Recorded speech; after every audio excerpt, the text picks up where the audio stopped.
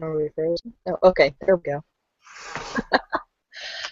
Good morning, everybody. Hey, it's Samantha Studebaker Carl here coming at you live from beautiful Southwest Georgia. I'm here with my good friend Danielle Lyons, and this is the Saturday Morning Mastermind, and we are part of a community called MindsetMasteryCollective.com, and or just the Mindset Mastery Collective. I always say .com because that's actually the link to get over to our Google Plus community, so you guys can participate with us in our discussions and share your content and that sort of thing throughout the week. We all kind of get together, or I founded this community so that we could all come together, all of us with like minds who are interested in personal development and business building skills and higher thinking and that sort of thing, so that we could come together and have discussions about it. And every week we discuss part of a topic on a book that we're reading.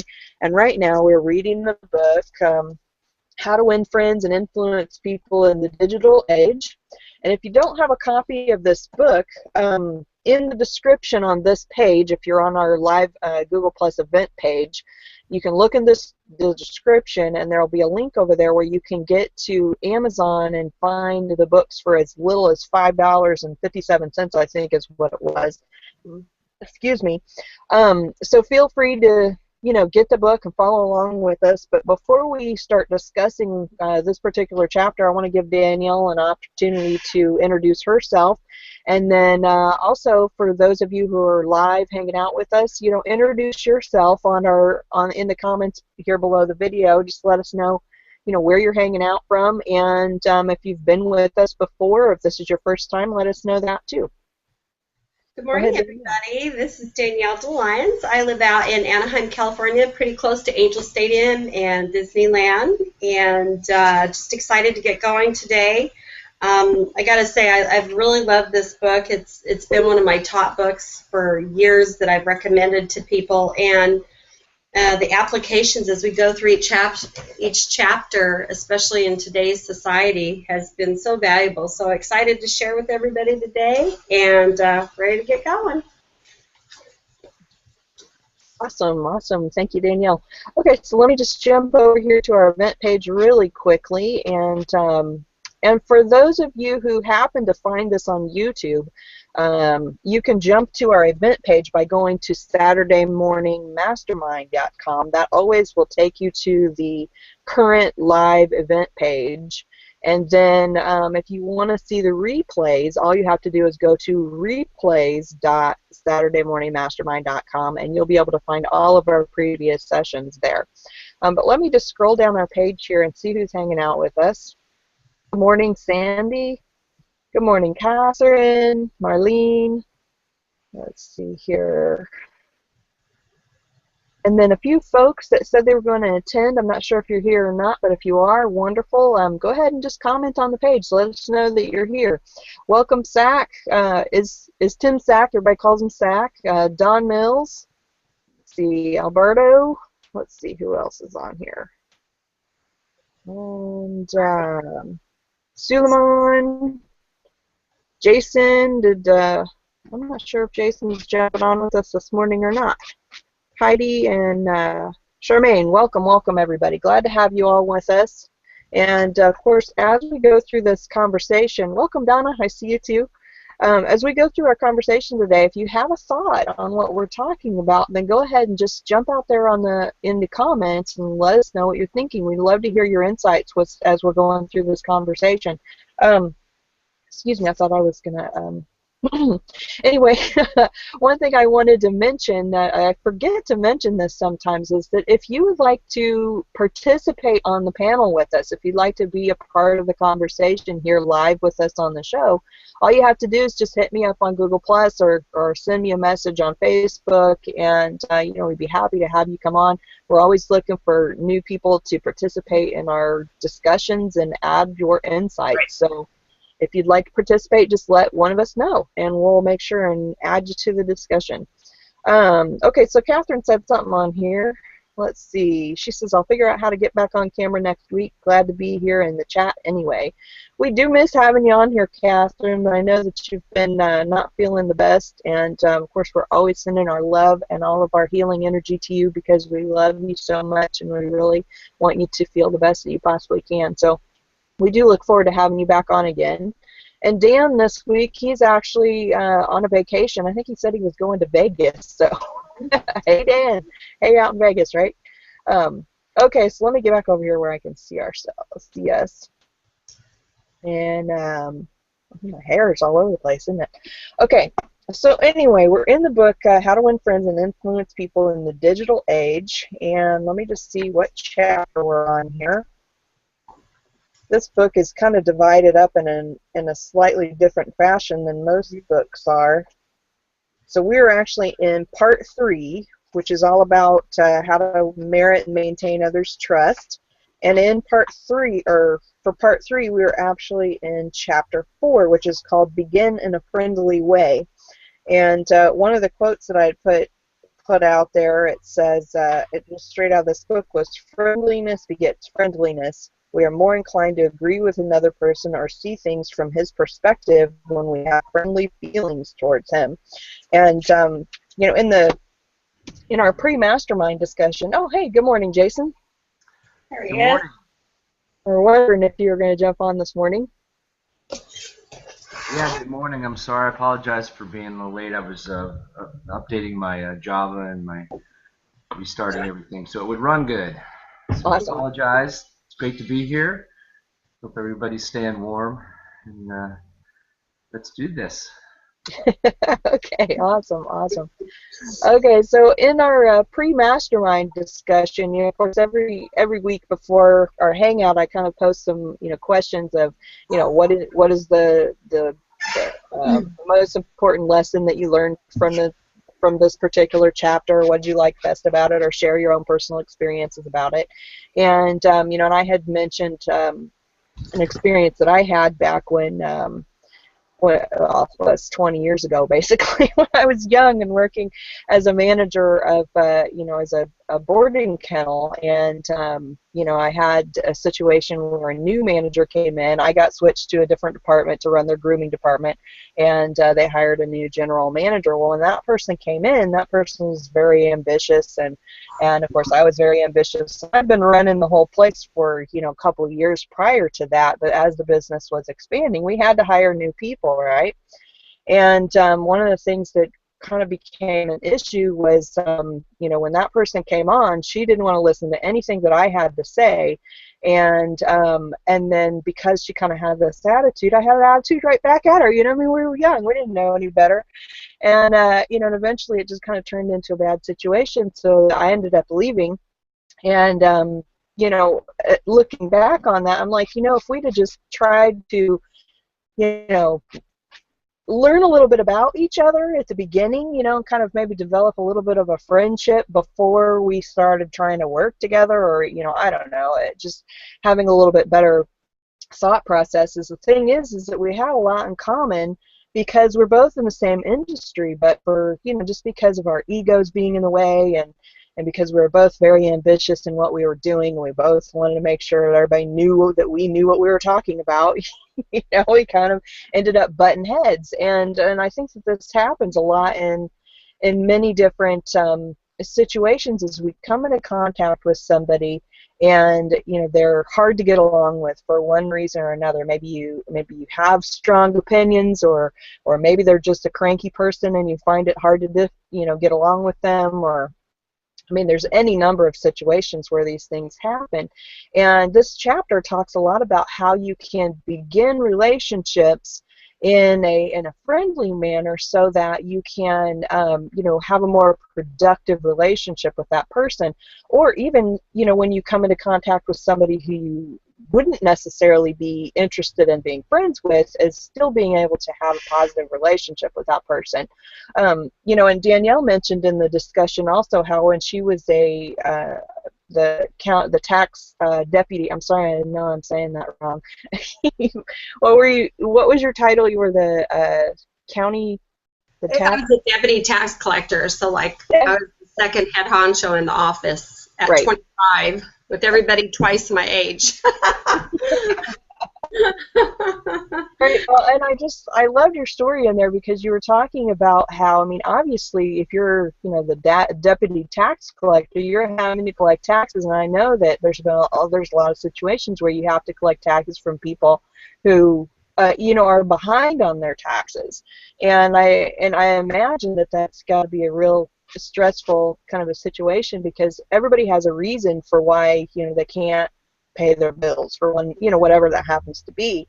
And, so many times we've experienced, I think that, any of us who's ever been late paying anything has experienced having to deal with somebody calling you up or giving you a hard time or getting one of those nasty letters or, any number of things when, they just act like they could care less what your life situation is, and you just have to pay them. And so Danielle, go ahead and share a little bit about, that situation and how you were able to just have better relationships with people. Well, it was property taxes. So what would happen is, especially with older people, they're on Social Security. They don't have the money. And it might not be a lot, but it was a lot to them at that time. And unfortunately, if the taxes go unpaid for long periods of time, and this is anywhere, they can acquisition the property and basically take it and sell it at auction from underneath you. And some of these people would have things like that happen.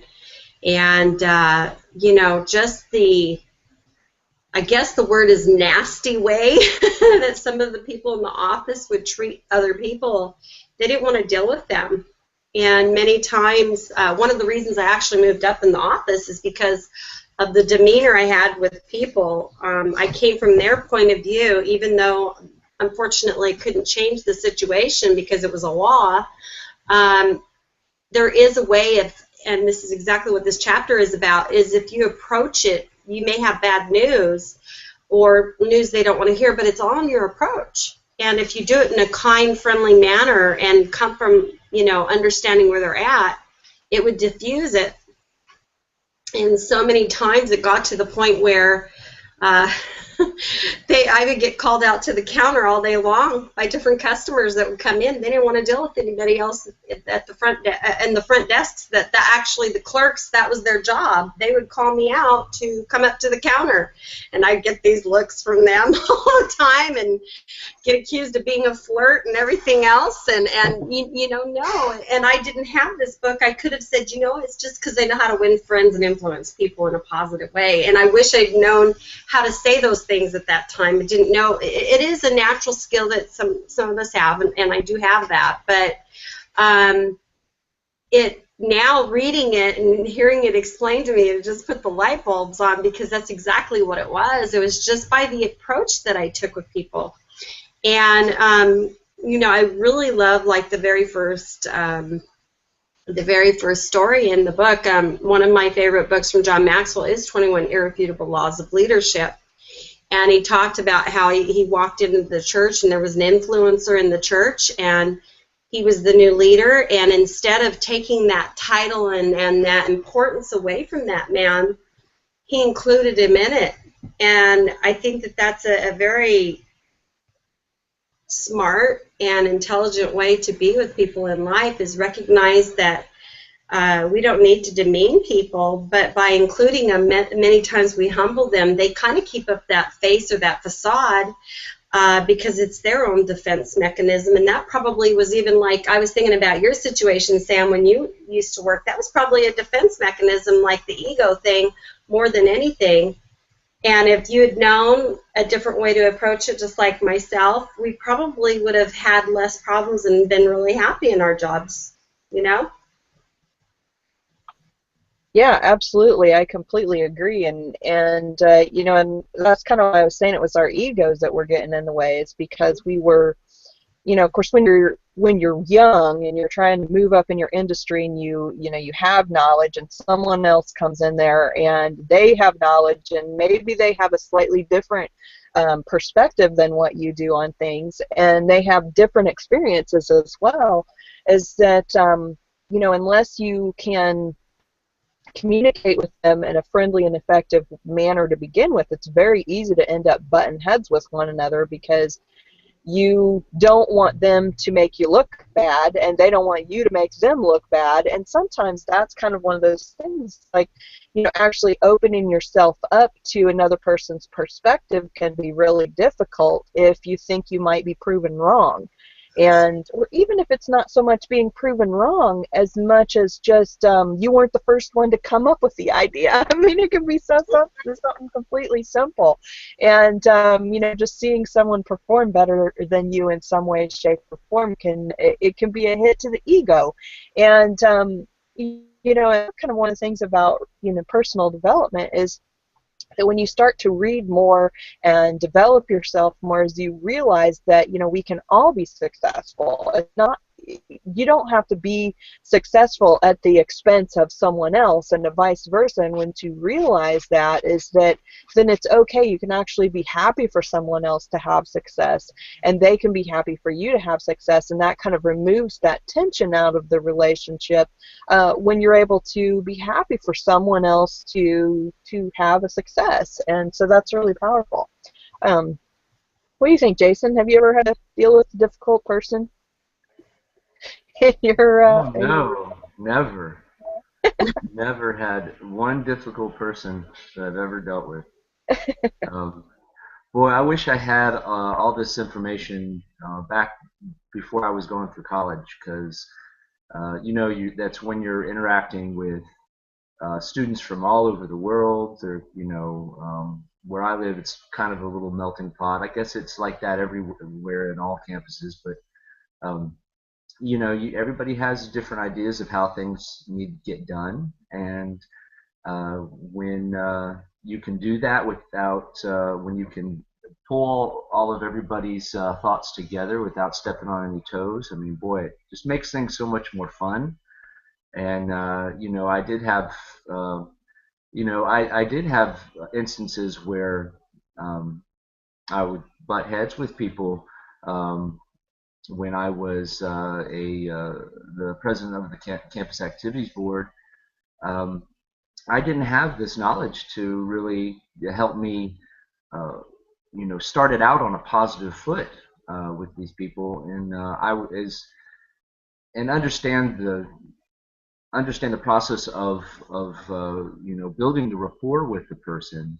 Um, I sort of I felt that they should meet me halfway, and I think that ended up turning them off even more. And sometimes we have to go that extra mile to in order to get a situation that we like, a starting point that we know we can build from. Otherwise you have those rifts, and you may end up with a person who is behind your back undermining what you're trying to do, especially when in a position where you have some authority, and you need to be able to wield that fairly, and also evenly. And if if there's someone who if there's someone whom at first could have turned out to be one of your greatest assets, um, but by doing making a few mistakes early on, they turn out to be one of your biggest adversaries. Then I'd say that there's some real value and information that can help you to keep that from happening. So yeah, this is really valuable stuff, and I just wish I had learned it earlier, Samantha. Yeah.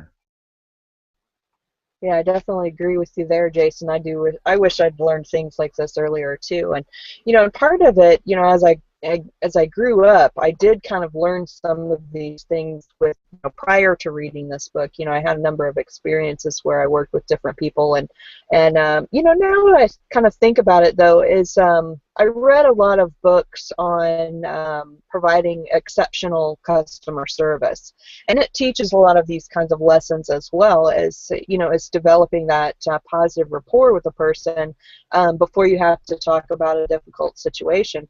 And even though I had never read this particular book, those books on positive customer service made a huge difference in not only my personal relationships with people that I worked with, but also with my customers, and then throughout my life in many different situations. I've got a couple of comments here on the page. Let me just go ahead and jump over here and read what we've got so far.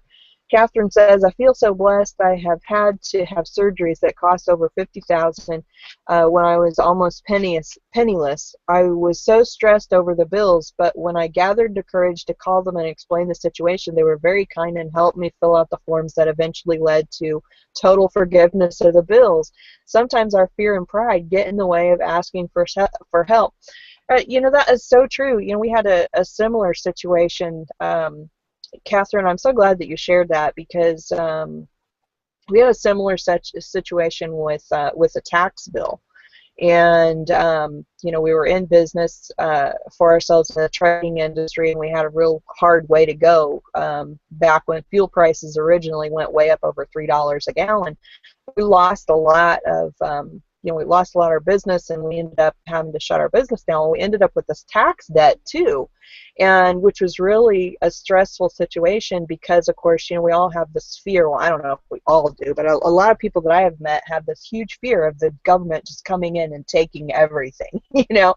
And so I was so afraid, because of this tax debt that we had, that our lives were going to end, or we're going to end up in jail, or who knows what.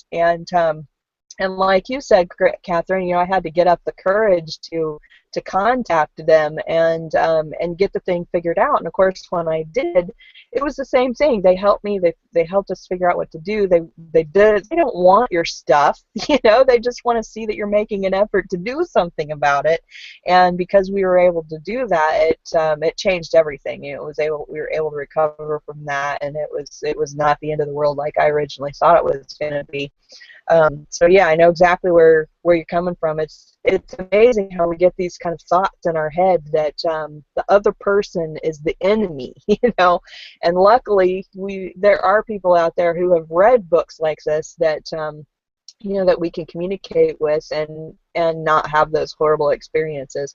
Marlene's got a comment on the page too. Let's see what she says. Marlene says, I have never been able to relate to bosses that bark at me. I am very resistant and rebellious. No wonder my job was in trade association management. And then she says, we have committees and board of directors, and we're the good of the association, not one person. I completely respect that, Marlene. You know, it's always difficult, much more difficult to deal with people who don't, you know, they just bark at you and they yell at you, and they don't even take your thoughts and your anything into consideration. So I completely know where you're coming from there, and that can be very, very frustrating. So I'm glad that you had a committee where you could actually have conversations that you know, were productive versus just a pain in the butt. What do you guys think? Yeah, absolutely. And you know, and here it was talking about the difference, you know, because we're in the digital age now, and so the way we're communicating now is changing too. We bark a different way, and now it's with caps, right? Instead of and I think it's becoming more difficult, because if we're not verbally communicating, we're losing that skill. And by trying to communicate over the internet and not use a medium like this, we lose so much. And I'm really getting back to that, is I'm going to call you so you can at least hear my voice, or I'm going to do a Google Hangout so you can at least see my face. And learning how to diffuse things in a different way. And I was the same way in my earlier years. So I tend to not, in my career, tend not to stay very long in a job. 4 or 5 years was the max for me. I capped out. And my problems usually weren't related to who the boss was. It was the other people I worked with.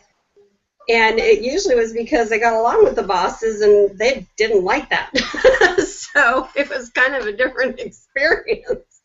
But I really wish that this information we're studying, I really think, you know, the more I've been around personal development, I think that kids in school, if they were just given books like this to study instead of some of the other English writing and things that they think are important for us to learn in school, colleges, and then even in the workforce, if more and more companies recognized if they had courses like this and participated in groups like this, what it could turn around for so many people that get over time, they get so much animosity built up inside of them because of not knowing how to handle it correctly.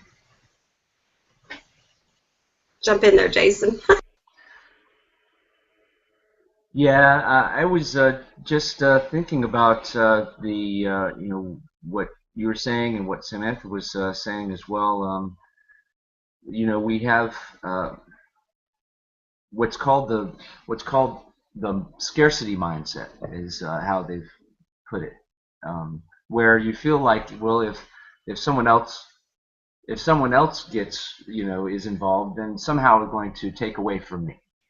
And I think that really leads into it. I didn't even know how to describe that for a long time, but it seems like that's where a lot of people come to the table with, that sort of an idea, rather than we can all work together to make it even better than just one person's idea. And the other point I wanted to make was, well, where this guy, I think it was Mr. Maxwell, stepped in, and this guy, Mr. Butts, was a big influence in the church. Mr. Maxwell, was able to step into his authority, step into his power, kind of like the way I like to describe it. And we all have that ability when we're part of the conversation to step into that and change the direction or change the flow of the conversation, of the energy of the conversation. Um, a good example is when maybe you're having a conversation in a group, and all of a sudden the conversation maybe you're at a party and the conversation starts turning to politics, and if you're smart, you step in and start telling a joke, or change the subject real quick, because that's nobody ever really needs to get into a heated discussion about politics at a party. But we all have these little opportunities to step into our power, and I think if we come to if we recognize that scarcity mindset, and we're able to turn that around and come to it in a different way, then I think that can make all the difference in the world. What do you think, Samantha? Yeah, absolutely. I completely agree. Let's see, Zach and Catherine have a couple of comments over here. Zach says, indulge in your abilities. Your ideas are important, but not the only ideas that matter. Absolutely right. Absolutely right, Zach. Thank you. Catherine says, as an RN for 20 years, I have been schooled at dealing with difficult people. When someone or someone they love is ill, stress can make them act out in all kinds of ways. Also, doctors' egos can be a challenge. I can't say that I always handled it right, but I sure learned a lot. In the end, people just want to feel heard. Oh, that is such an important point, and I think that that's what this chapter is, a majority of what it's trying to kind of convey to us, is that people just want to be heard, and here it talks about this one little section. It says, where the initiation of interactions is concerned, no approach sets the tone more effectively than gentleness and affability, even if the other person is a source of pain, frustration, or anger. The friendly greeting says, you are worth my time, you are valuable. This subtle message has tremendous power, more than most realize, and that is such a huge thing. In here it has the story about the sheriff that has to go and diffuse a situation where a father has the mother is keeping the father from seeing the kid, and the father just hits a boiling point, sees them in a restaurant, and holds the whole restaurant hostage because all he wants to do is see his daughter. And so this deputy or this sheriff has to come in and deal with this situation, and we all have seen in the movies where there's a hostage situation and all these different possibilities for what could happen in that situation. And if that sheriff had just gone in there with this, oh, I'm just going to take you down attitude and didn't care what the situation was or anything, people could have gotten killed. And yet instead he goes in there with the attitude of, okay, let's find out what's really going on. Let's dig down to the issue and find out why this is happening in the first place. Then see if we can diffuse the situation. And because he took the time to actually find out what this person's, story was, is that they were able to diffuse the situation in a much more peaceful manner, because he found out, that the dad was just frustrated because he wasn't able to see his kid. Excuse me, my throat is kind of chalking up there. Somebody else go ahead and jump out for a minute. Yeah. Wow, that's a great story. I was just going to say, I mean, big props to all the law enforcement out there, because that's the type of thing that they have to do every day. And boy, that had to be, I mean, just one brilliant officer there to talk that guy down, and thank goodness he did. I wish I had been in there to hear what he, how he talked to the person, because that had to be amazing. But go ahead, Danielle. You had something you wanted to say? Yeah, there was two quotes in here that went along with it, and one was, "Trust is a social good to be protected just as much as the air we breathe or the water we drink." And this this gentleman also said that he believes civility and compassion should rule all law enforcement interaction, whether it involve violent felons or frustrated traffic offenders. It was a momentous change initiative, and one that many thought foolish and unnecessary. And during his campaign, he had pitched that part of it, and when it came down to it, because this particular sheriff actually used that philosophy in how he handled the father, it really just diffused the entire situation. And what a great example that was for everybody else in the community and the other law enforcement, to be able to see that they didn't have to be the big bad guy with the gun, that there are other ways to handle situations in life. And I think that even goes back to, a lot of times in our jobs, because you have a title, you're the boss or you're the supervisor or whatever in life, we think that we're the big bad guy that can just enforce our title and power over people, and it really is not winning anything. There's nothing won by that in most cases. Rarely ever do they come out on a positive end. And so, it's just like anything in life. We're going to go into a little bit here, but, it's even asking, when you want to write somebody or say something to somebody, are you going to start off by being frustrated and angry? Or are you going to come from a point of being civil and courteous? And I always taught my kids this, how we, in a situation, behave ourselves makes a difference. We have two choices. We can either react or we can respond.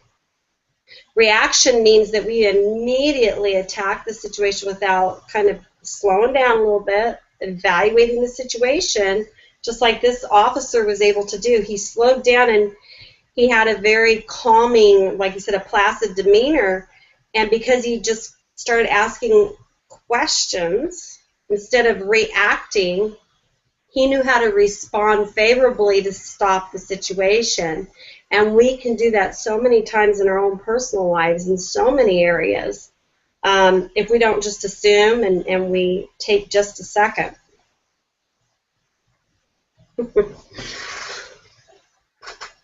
Yeah, that's some very good points, Danielle. I think that building rapport is huge, and my training in building rapport has been through sales, and you do exactly that. You ask the questions. The questions will bring forth more information that will help you to ask better questions, and then before you know it, you have a dialogue going. And yeah, I think that's great. While you were reading about that line in there where I think it was one of the mayors or the governors of the town was the one that was elected, it had just dawned on me what they were talking about, where he was saying that trust is as important or as valuable as the land and the water and the air we breathe, because they were setting that up in that story example, with the other running mate having some other ideas about what was important for the city, and so I think that it dawned on me that that's so timely with things going on in Ferguson, and with that whole distrust of law enforcement. How true that statement is, that trust is just as valuable as the water and the air and the mountaintops that the other governor wanted to save for everyone. This particular guy had the forethought to understand that you don't have anything, you don't have without the trust, and so we need to be putting a lot more effort and energy into that, apparently. So that's eye-opening. So anyway, just wanted to bring that to light.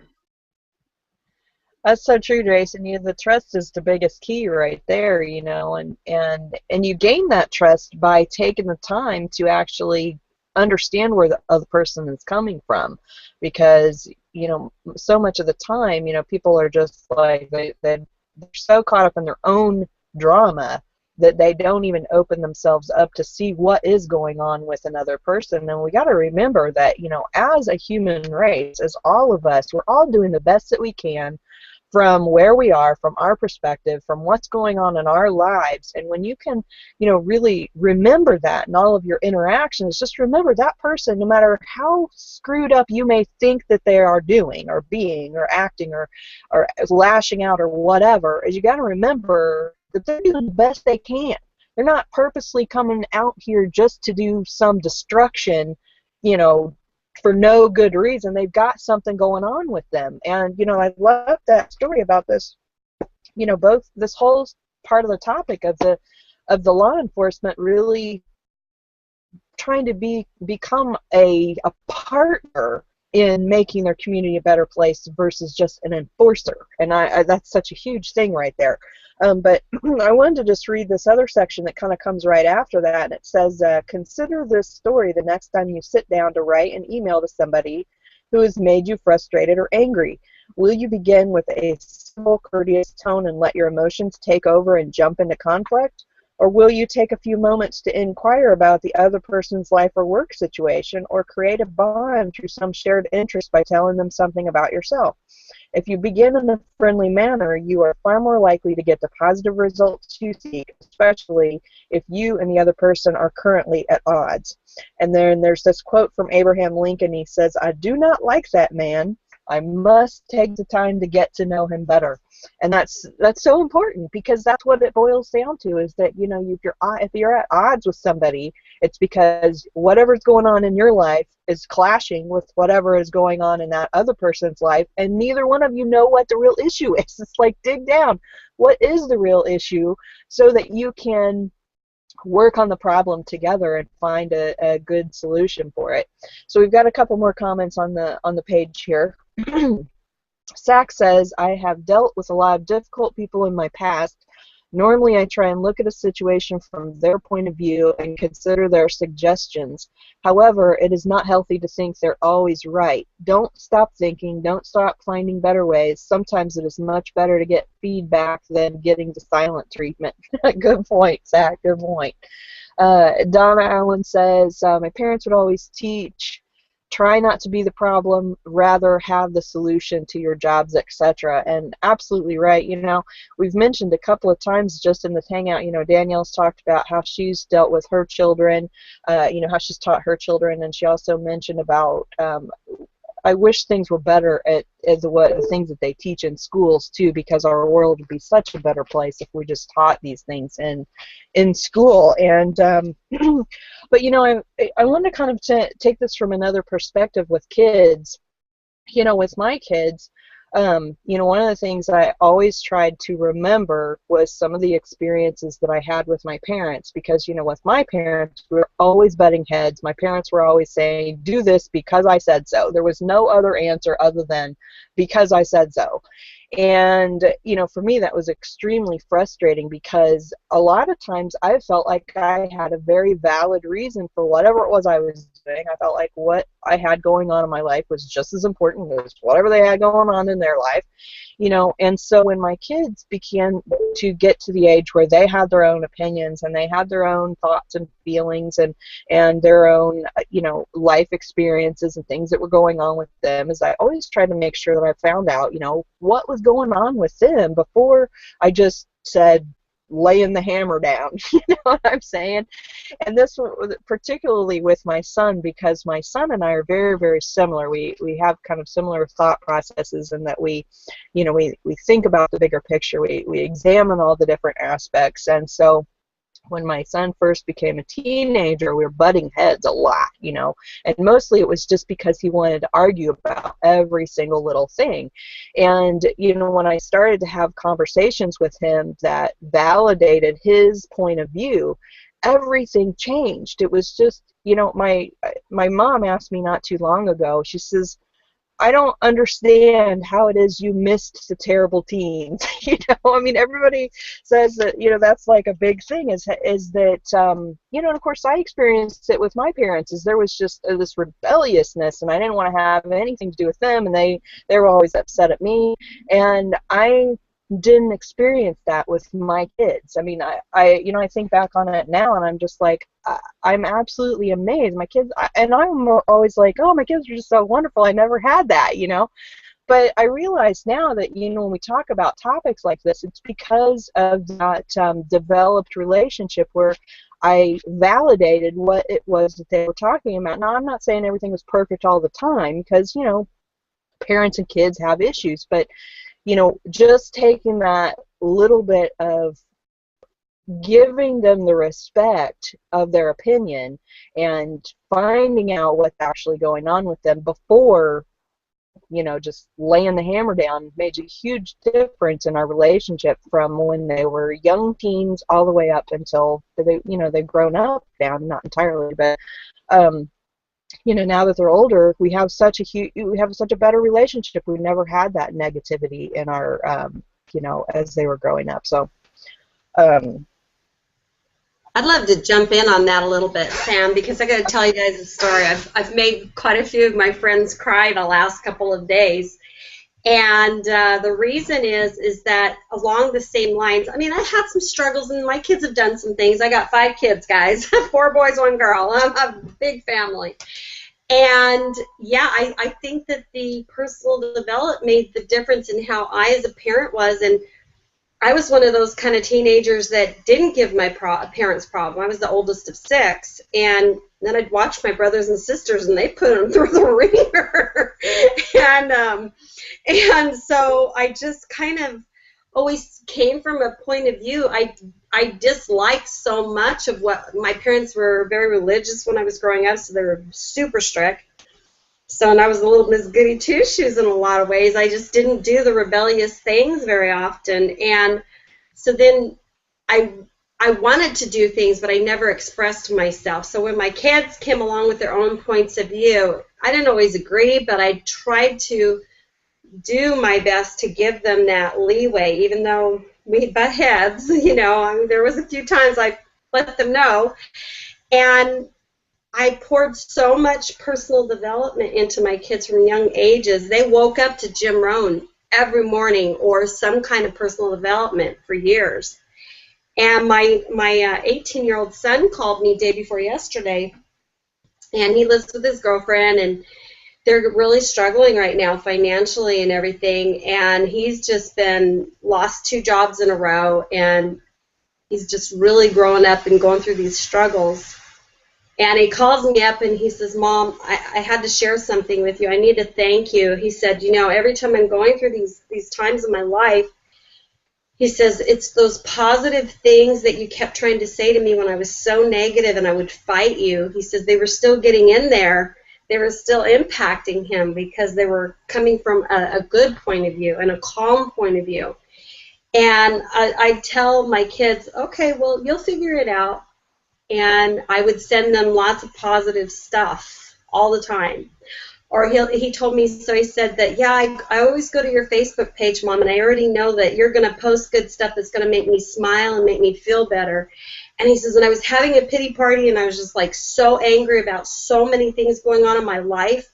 And I walked outside, and it was a beautiful sunset.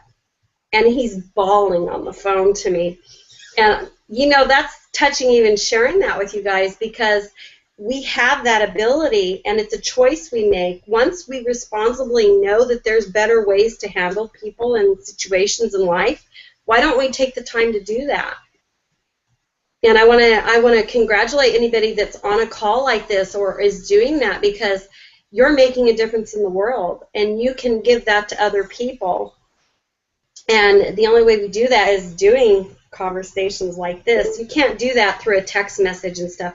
It takes live communication, really getting to the heart of what we really want deep down. And I think we fight it so much because we have so much bad influence around us constantly that if we don't feed ourselves with the good stuff, it gets difficult. You know, so that's my soapbox for a second.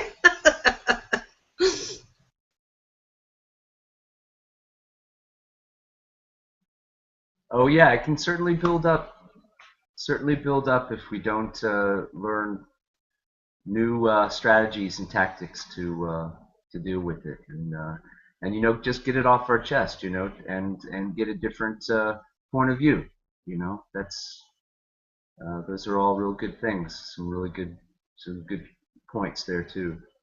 And I like what Istimisak Abdubasir said about sometimes it's much better to get feedback than just go silent, you know, because then if we go silent, we're not going to be able to express ourselves like Samantha said, and we won't be able to ask those questions that we need to ask to build that rapport and build those relationships. So we definitely need to step out of our comfort zones, and you know, maybe if it's a boss we're having to deal with, having a difficult time dealing with, maybe, you know, ask for a private meeting and go in and have a good conversation with them. I've never been one to do that. I've always shied away from taking that sort of a step to handling a situation with a boss or a manager. I just kind of figured it would work its own way out. And sometimes it does, sometimes it doesn't, you know, and sometimes by the end of it, you're like, well, you know, it doesn't matter to me anyway, because you've already figured out something else, you know, some other way, some other job you want to take, or some other angle that you want to, way that you want to handle it. But it's, you know, I wanted to ask you that, Danielle. Do you subscribe to doing that? You know, you say you were good with your bosses. Did you take them aside and or, you know, ask them for private meetings with them to discuss, you know, situations that you're having at the workplace? Yeah, actually, that's pretty interesting of a question, because it actually twice in my life, the tax collector's office, I came in as a clerk, and many of the ladies that had been in there for 30 years from the time they came out of high school. And I came in at 25 years old, and I had new ideas. And they were doing so many things old school that were not effective anymore. They were ancient. And I had fresh perspectives on things. So I started telling, you know, I would go in, her name was Donna Yarnell, and I would go into her office and I said, you know, I have some ideas. Is it okay if I share those with you? And I don't know what it was, but I've always kind of had that mentality, either you're with me, you're against me. If you're against me, get out of my way. And it's in a positive way. I always had that mentality. I know it came from from being in my teen years of finally realizing I had a voice and I needed to set my own self, and not in a pretentious way, but I would go in there and I would tell her, and she told me, she would ask me, I want to hear how it is out there. She says, why is it you're so fresh and exciting, and yet these other girls are constantly and all the other silly stuff. I just wouldn't get myself involved, and I did not get close to them. I just didn't want to be around that. And I think the age difference made a difference as well. And yet, so many things that I would suggest would get implemented, and it just put a further barrier in that office with me and them, because, oh, who does this young girl think she is coming in here? And they just couldn't realize that, no, I was benefiting everybody, and it was fresh ideas, and it really affected me actually for a long time. I had an issue with it, like, is there something wrong with me because I'm willing to do these things? And no, the tax collector used to tell me that she really appreciated that I was that way with her. And then the same thing happened actually before I had this job. I had another job when I was even younger, and I worked for a real estate company. It was a syndication firm. They did like investments. And I came in at 21 there, and there was quite a few older people in there, and I was just supposed to help with the investor relations department. They ended up giving me the entire department. It was mine. And they just said that I had a skill of how I would talk to people, that people would ask for me all the time. And one day I got the surprise of my life. The owners called me in and said, we're setting you up. This is going to be your department. And it was like, wow, you know, and I just, without even knowing this book at that time, it was just something I did naturally, and it made a difference. And I always appreciated those experiences because they've served me well later on in life. And I wish I knew how to pass that on in a good, positive way, that you should do exactly what you're just saying, Jason, is get over yourself, kind of, and you really have a voice or something that you say, nothing worse is going to happen, get over our fear, nothing worse is going to happen by just saying, hey, do you mind if I take a few minutes and share from my perspective, or this is what I see? Not to be a crybaby or things like that, but sometimes they're not aware that it's that bad, or that changes need to be made if we don't voice them to people. So I hope that answered. That was kind of long-winded. Yeah, I think that was great. A great point. Oh, excuse me, my throat today. Oh, what was I going to say on that? I lost my train of thought. Oh, I remember. You know, I was reading an article just recently. I came across it on LinkedIn, and it was talking about the most in-demand skills that employers look for. And that soft skills and interpersonal communication is one of the skills that they look for the most. And I think that's one of the biggest reasons why you were able to advance so quickly, Danielle, is because you had those natural soft skills, and that's being able to communicate with other people in a much more effective way because you just had that ability to do that, you know. And I think it has a lot to do with being able to see, you know, the other person's point of view, and being respectful of that, and then asking permission to share your own point of view. And you know, I had a similar situation, not that similar, but sort of. I worked in a warehouse for about 6 months after we lost our trucking company, and I was coming from an entrepreneurial standpoint and then going into work in a company that was mostly union people.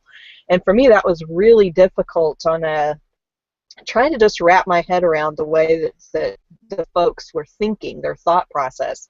And I was kind of an office personnel who was not union, and then I was working with people on the floor in the warehouse that were union, and I had to communicate with this one particular supervisor out there that he, like you were kind of saying, Danielle, he'd been there for a lot of years. He was set in his ways. He didn't really, you know, everybody was having a hard time trying to get him to do things the way that it needed to be done because they were changing their whole system, and they kept having all these problems because he was just bucking everything that they were trying to do.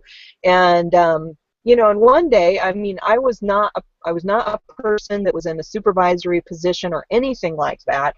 But I noticed what was going on, and so one day when we were on one of our breaks, he was out having a smoke break, and I just went out there and I just said, "Hey, how's it going?" And I just started up like a little friendly conversation with the man. And as he kind of softened up a little bit, then I just started asking him. I said, first of all, and I'm not saying these words, quote exactly what I said, but basically what I asked him, I was like, I really respect, you've been here for all these years and you got all these things going on, and it seems like this isn't working just so well, and I kind of just shared some of my thoughts about how I was being respectful of his time there and his experience. And I asked him a couple of questions like, what do you think about this? If we started doing it this way, how do you think that would affect overall this kind of, what was going on? And once he was kind of, he understood that I was being respectful of him, then he actually began opening up to the possibility that maybe some of these other things would work, and he actually changed his attitude a lot towards everybody else in there. And it was interesting to me that even though I wasn't a key person in the company, I was able to make a big difference just with this one individual that everybody was having so much trouble with, because I took the time to respect him and his time and his everything that he had put into this company up until that point. And just by starting in a friendly way, like it was talking about in this chapter, I was able to get him to open up to the possibility that maybe there's a better way. So I think that's really powerful. We've got a couple more comments, or we've got one more comment. Heidi says, having a high demanding job with coworkers who are very competitive because I think they feel threatened of losing their jobs. They really try to outdo each other for recognition. How would you guys deal with that? That is such a key thing right there. I think that that is difficult, and I suppose it depends on what if you are trying to move up and they're afraid of you. Is that what you're kind of getting at, Heidi? I'm not entirely sure. Okay. Yeah, because I think that the key really is to, be respectful of other people's, their lives and situation. And of course, when we were talking kind of at the beginning of this discussion, we talked a lot about letting our egos get in the way. And, if we can open ourselves up to realizing that it's okay and everybody can have success, then we can all move forward much more easily. Now, of course, if they aren't open to it, then it's kind of use what I was just saying about the gentleman that that I worked with in that warehouse. I mean, sometimes just going to a person and being like, hey, I really respect everything you've done, and sometimes even asking the other person for advice. Mm-hmm. That's a key thing right there. I've had a number of experiences where I had to deal with somebody who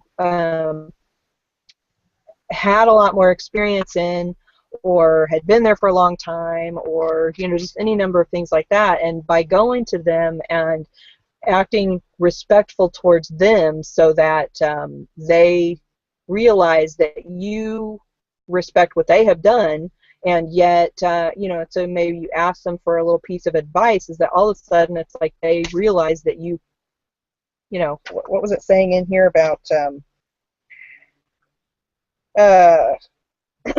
where the initiation of interactions is concerned, no approach sets the tone more effectively than gentleness and affability. If the other person is a source of pain, frustration, or anger, a friendly greeting says, "You are worth my time and you are valuable." And and the same thing holds true when you can respect the other people that you're working with in such a way that you make them feel valuable by the words that you say to them, and by asking for advice on things. That is one method for helping people feel valuable, and then they feel more interested in you and what you've got going on. So you said, Heidi says, no, they just want more money. Okay. So are you in a position where you're a supervisor of them, or just working with them as coworkers? I guess I'm not entirely sure how to to answer your question, Heidi.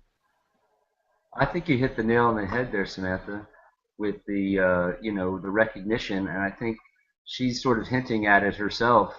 It sounds like her coworkers are scrambling, and, to get that recognition, and like what you just said, if you can not have the mindset of scarcity and give them, acknowledge how well they did on something and give them if they can get that recognition from you, and you do that on a regular basis, I'm sure you probably start to find a little bit more of a, at least with that one particular person, it's going to probably soften your relationship and make it more appealing.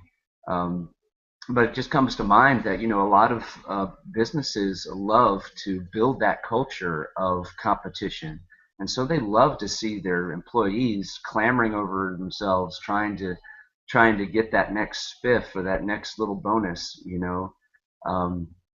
But and there is that power of just the recognition. There's a lot of value in that. So maybe like you said, just talking to them a little more, building some more rapport, asking some questions, asking for some help, and giving that acknowledgement, and will help to build that rapport, and then maybe it won't be so cutthroat and be more of a friendly competition, because that others are there kind of rooting for you as well as trying to win themselves. But yeah, the culture of the business that you're in, that can make all the difference in the world, and we all would like to have a friendly but very efficient and productive culture, because we want to be making money as well. But it can be very difficult when you have everyone sort of fighting over the same jobs, or worrying looking over their shoulder to make sure no one's stealing their deals. I know where this person's coming from, but I think you pretty much hit it right on the head, Samantha. I was just thinking, Jason, along those lines, something I just observed. I think all of us have got some kind of networking background, or a lot of us, and this can apply in any way, but something I just observed, I just went to an international convention, and one couple that's actually part of my upper line, as you call them, when they came out on stage, they got the biggest applause of anybody at this event.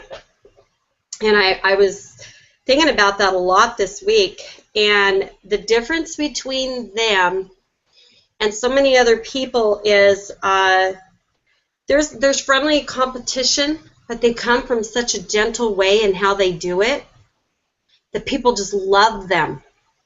And their team keeps kicking everybody's butt, for lack of a nicer way to put it. And it's because of that demeanor. And they talk about that. They look at the long view of where they're going. They're very compassionate in how they talk, and they're so humble to everybody. They don't get this affronted thing. And I see that so often in business and in teams and in companies now. One of the reasons I'm psychologically unemployable, I don't want to deal with all that politics in a workplace anymore, because I don't want to fight for a check over somebody else and somebody backstabbing me. And unfortunately, that's where so many people go nowadays, just to get one head up.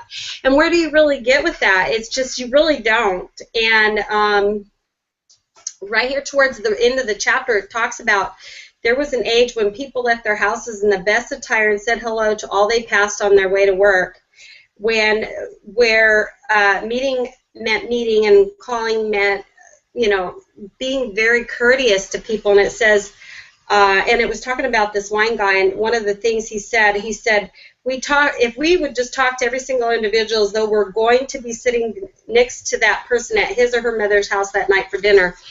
And that's one of the things I will tell you diffused probably. I'm just thinking back to some of the things I've done over the years. My last job, I worked for a utility company, and one of the things that I did in the mornings, I would walk through the entire building, and I always dressed up. Everybody else, because nobody saw you, everybody else come in their jeans and just looking blah. And I would get dressed up, and every morning I'd go through the entire building on my way to my desk, and I'd say, good morning, hello, good morning, hello. And I knew who would bug the pants off of and who would just love it. And it made the difference, because you got to start with yourself and just, you know, start from a point of, and this is just advice to anybody, just come from that point of view as much as you know how to. I want other people to treat me the way I treat them. So that diffuses a lot in workplaces and working together as well, having that viewpoint. And if you start by being the example, no matter what, as hard as it might be, and I know it's hard sometimes when you're in a job, especially in a job, but I did that all the time for years, and I was just thinking that, and I could just see it. And some people would eventually just start doing it themselves. So positive interactions with people always are going to diffuse negative situations. Yeah, absolutely. You know, I completely agree. You know, and as we were kind of Jason, as you were talking, and Danielle, as you were talking, I had some more thoughts on that too. You know, and Heidi had said also here, she says we are all co-workers, but there's no teamwork. And what you were just saying, Danielle, about the start with yourself. You know, that's the key right there. You know, I think a lot of us have heard the saying of, you know, be the change you want to see in the world. And that holds true no matter where you are, in what life situation, whether it's in your personal, you know, relationships with your family, whether that is your coworkers, whether it is, you know, your community or whatever it is. If you want your coworkers to work as a team, begin with you. And that means, you know, do everything that you can. Do that, go above and beyond, not necessarily for your boss, but for the people that you work with. You know, and it can be as simple as if you're getting a cup of coffee every morning and you notice that maybe the person next to you always gets a cup of coffee, and you notice one morning they're busy doing whatever, and maybe just bring them a cup of coffee. I mean, it can be something so simple, just those little friendly gestures. If you focus on being the teamwork person, you know, setting the example, lead by example, and by, you know, cultivating friendly relationships with people, is that people are less inclined to be upset or be competitive towards people who are their friends, who they have friendly feelings towards.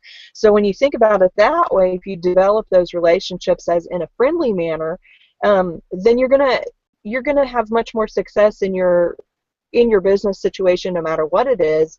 And then and the other thing I wanted to kind of touch on is that I know in a lot of work environments, gossip is a huge problem, a huge problem. I hear people constantly talking about how, you know, they're always having all these people that are talking bad about them, and it's all this, he said this, she said that. Don't participate in any of it. You know, if somebody starts saying, oh, so-and-so did such and such, then you get the heck out of that conversation and don't have anything to do with it. Don't listen to it. Don't repeat it. Don't start it. None of it, because that's a huge thing there as well that can cause a lot of discord and a lot of bad feelings in a work environment. So that was something that, you know, I always made sure to not participate in any kind of thing like that, and always work towards having friendly relationships with everybody that I work with, regardless of whether they were my boss or coworker or you know, somebody that was working for me. So those are kind of my thoughts, the end of that part of the conversation. But we have a few more comments on here. I want to make sure and just touch on everybody before we kind of ran over the top of the hour a little bit. But I want to make sure and just connect with everybody here. Okay, so Marlene says, I have taken from the Course of Miracles. Oh, I have a take from the Course of Miracles. She says that if we take on that person, we are talking. Hold on a second. I've got a little chat popped up here in the way. Okay, so I have a take from the Course of Miracles that if we take on that person we are talking to is a holy relationship. We come from love or fear. And I think I know what you're saying with that, Marlene, is that, you know, when we kind of think about connecting with that person on a spiritual level or on a, we are all one kind of level, and remembering that, having a conversation with that other person as we are all in this together. I think that's a really great attitude to have. And, and I was reading another book that was talking about we all come from a place of either love or fear. And that if you're having a conversation with somebody and you're feeling competitive with them for some reason, it's because you're being fearful of something. Whereas if you can kind of change that thought inside of yourself that talks about, evaluate where you're coming from emotionally. If you're afraid of something, then you're going to be much more on the defensive. Whereas if you come from of a situation with an attitude of love towards that person, no matter what the situation is that you are going to be less inclined to butt heads with them or have a problem with them if you're coming from that. If you're not coming from a place of fear. Am I being clear on that? Okay. So we've got a couple more comments, and then we need to wrap up for today. I know we're kind of running over. Catherine says, sometimes finding something outside of the work that everyone can contribute to can bring people together. For instance, doing a charity project or fundraising activity, something to bond with each other. Network marketing is all about relationships and communication. Everything said here today definitely pertains. Absolutely, Catherine. That's a great point, is to find something that we can do outside of work where you guys can come together to work on those things you have in common and building that friendship relationship. Heidi says, good point, Samantha. Thanks. Awesome, Heidi. Glad you found it helpful. Okay, so I think we caught all the comments for everybody. I just want to tell everyone thank you so much for participating in our discussion this morning. It's been absolutely wonderful. And feel free to continue to add your comments on this page or jump over to our community, which is mindsetmasterycollective.com. That's our Google Plus community. We love to hear from you. And keep your eyes out for the pinned post for this coming week so you can add to the pre-mastermind discussion as we jump into the next section of this book. So do you guys want to add anything before we wrap it up for today? I just think we had a great discussion. It went over, and it's because of the topic. I think this is something that was really important, that so many people out there in the workforce, or maybe they're trying to transition into other areas of life and they just don't know how to do that and how to overcome it. So great call today, guys. Yeah, great call. Really great to be here. And yeah, I think my last point would just be maybe rather than getting involved with all the negativity at the work, focus on your vision and where you want to be in the company, and keep that in front of you, and maybe that will steer you in the right direction. Mm-hmm. So with that, thanks so much for coming, everybody. Thanks, Samantha, for having this and having me on. And it's great to see you, Danielle. You too. Awesome, guys. Everybody have an awesome, amazing, wonderful weekend. I hope that the sun shines on you this week and brings you happiness and joy. And until next time, we will see you next week on Saturday Morning Mastermind. And you can always find us at SaturdayMorningMastermind.com and in our community at MindsetMasteryCollective.com. Okay, bye for now.